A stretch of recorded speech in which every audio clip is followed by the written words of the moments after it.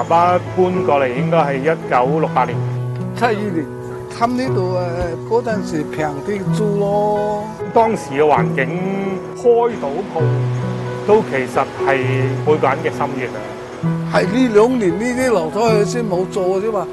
其實有啲唔捨得嘅，點樣你都要接受，因為呢個走唔甩嘅。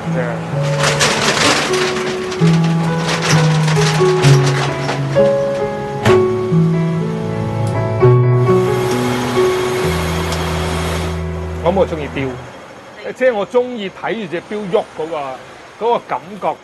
李生嘅爸爸早喺60年代就喺青山道開樓梯鋪。我嗰陣時唔會埋到位噶嘛，咁我咪就喺阿爸後邊望住阿爸，即係整錶咯。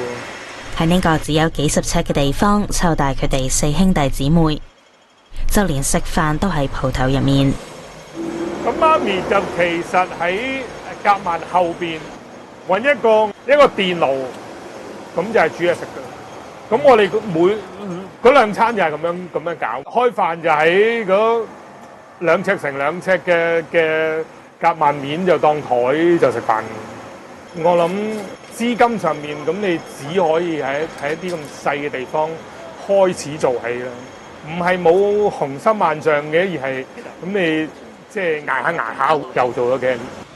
有一段時間，佢哋一家人甚至會喺鋪頭過夜，為嘅係對客人嘅一份承諾。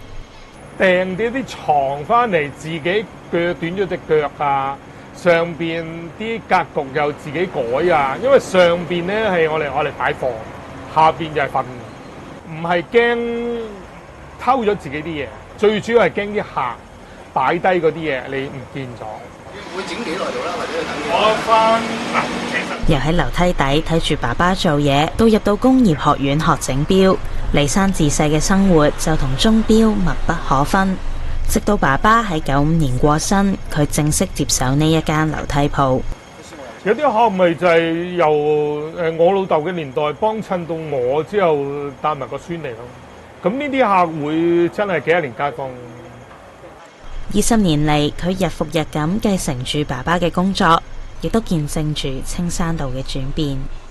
你見到行家收樓又好，即係上咗年紀冇人接手又好，咁但係就真係越嚟越買少見少。咁但係樓梯鋪，我諗嗰個轉變就係即係冇一間就少一間。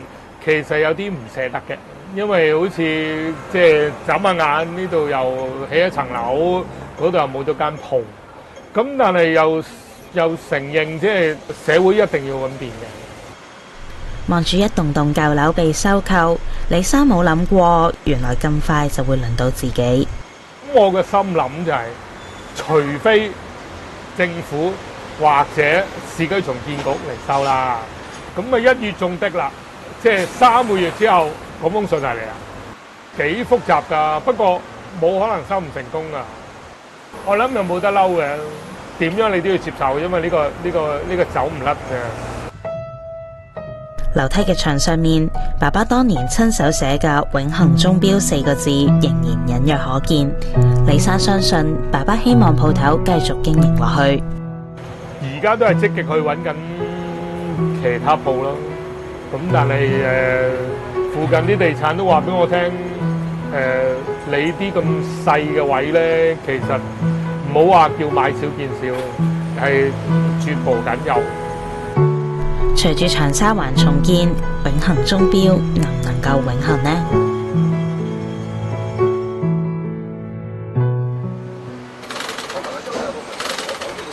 ？50年代起嘅唐樓，樓梯底都會有空位，有人會霸咗嚟做生意，亦都有人會好似曾師傅咁，成為樓梯鋪嘅租客。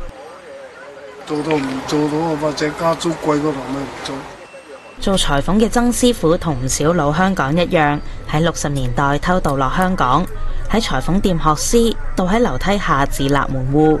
講翻起啱啱開鋪嘅情況，佢仍然歷歷在目。我未開張，我整緊呢張台床，有個上海婆阿師傅做唔做衫啊？我話做，就係呢張台床，接咗一條褲。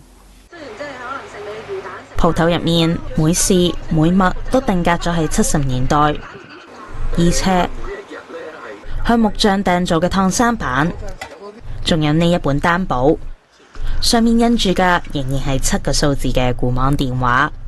最後呢一沓我都唔想印，印嚟到時唔知有冇得做。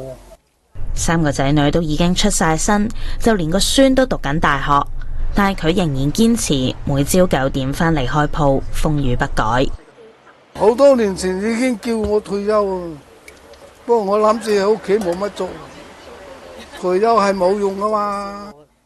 我着到水桶咁嘅衫唔好睇啊！你冇咁冇咁講啊！你真係啊！我行過做八卦望下，嗰日見到佢嗰條褲真係太吸引。我話邊有人嗰條褲可以成條拆晒佢喎？即係前後拆晒，仲重新做過喎。咁我諗係咪你收人幾錢啊？你咁樣啊？跟住我就攞條褲過嚟俾佢改啦。嚟啦！總之你乜嘢心來到，你都要做得好為止俾人，不能夠話呢件做好啲，嗰件馬馬虎，唔能夠咁樣。或者就係呢一份對做衫嘅熱誠，令到移咗民嘅客人過咗咁多年都仍然揾佢做衫，甚至喺佢舊年入醫院做手術，都有客人打嚟揾佢。咁問我幾時開工，我話我好啊，我出去我開工打電話俾佢。你妹我出嚟打電話俾佢，咪一攞10幾套，嚇死我！